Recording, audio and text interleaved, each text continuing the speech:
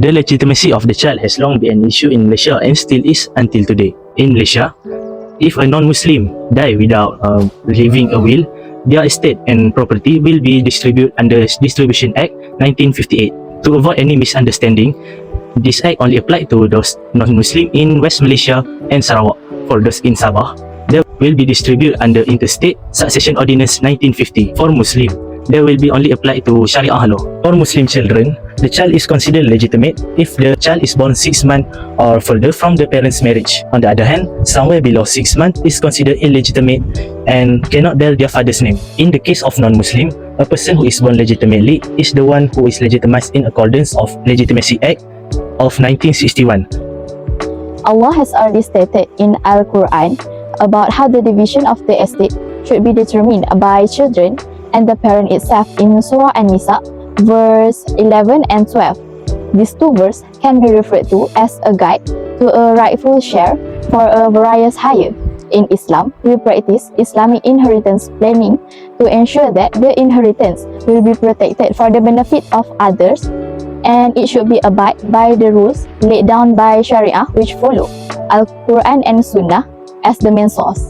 In this planning, there are three main objectives. And there are also four types of inheritance, which is Faraid, Wasiyah, Hibah, and Waqaf. In short, inheritance of a legitimate child of a Muslim is already in practice since Prophet SAW times and still generated until today to be the guide for Muslim. Under Islamic law, illegitimacy is denoted as Fasad al-Nasab, whereas in the terms of Arabic is Walad Ghairi Asyari, which indicates a child who was born outside of a wedlock. However, illegitimate children right has a slightly different from the others because they are not cut off from their mothers. If the mother dies, he or she is entitled to inherit the mother's property.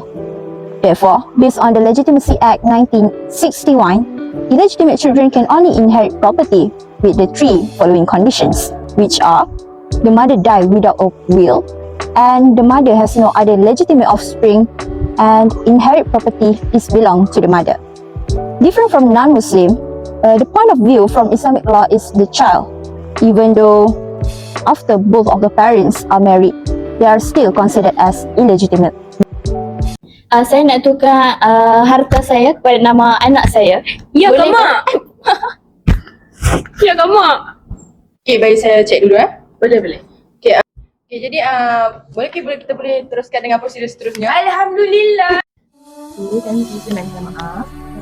Saya nak maklumkan anak puan ni tak sah darah. Mak, mak tak habaq kak cik awal-awal. Lepas tu bolehkah saya nak tukar nama kepada anak saya sebab saya mati laki. Takziah ya puan. Tapi puan boleh cuma dengan 3 syarat. Kalau puan tak ada pewaris bawah puan. Lepas tu yang kedua, puan tak ada tinggalkan harta sebelum puan mati nanti. Yang harta tu puan punya. Boleh tu mak? Boleh. Tu cik nak juga harta tu. Boleh. Boleh. Jangan Boleh. dapat nanti dapat. The child must have been to registered in National Registration Department.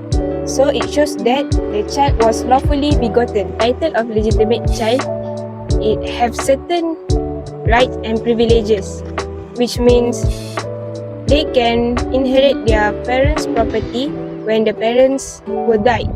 So same goes for the adopted child, that they are considered as legitimate child when they've been adopted by adopted parents, according to the Adoption Act 1952.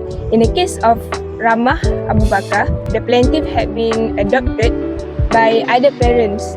So, as the parent was dead, she was the only child that can inherit the property of her parents. Frankly, an adopted child, which is legitimate children, also can inherit the parents' property.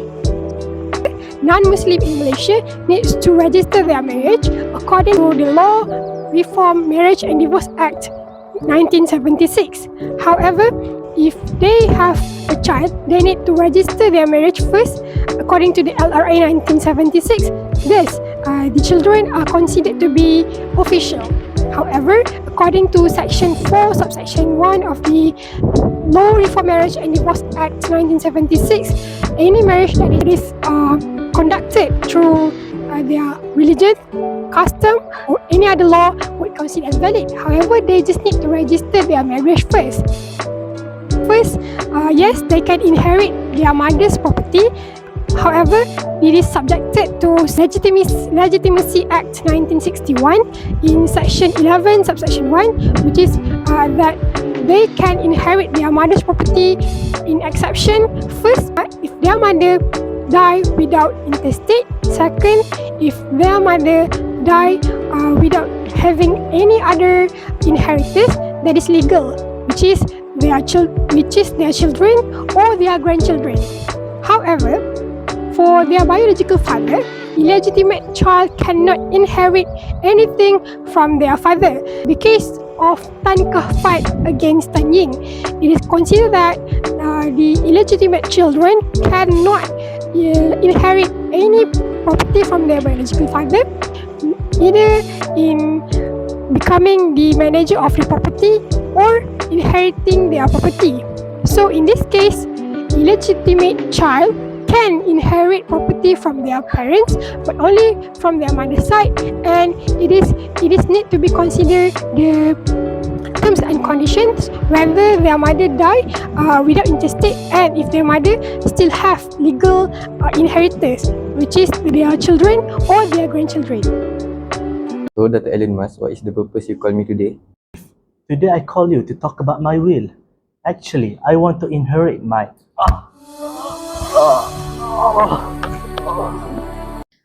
So sir, does my daughter entitled to inherit her father's property? Wait a minute, let me check first. Let me ask you a question. Does your marriage registered under LLA 1976? No. My marriage with my late husband just undergo customary marriage under Chinese customary. If that the case, your daughter cannot inherit the property because your daughter is illegitimate. Sum up everything, there is a slight Muslim between Muslim and non-Muslim in case of legitimacy, mostly in terms of inheritance. All in all, we are hoping our comparative study is answering and helping those who seek an answer about the said question.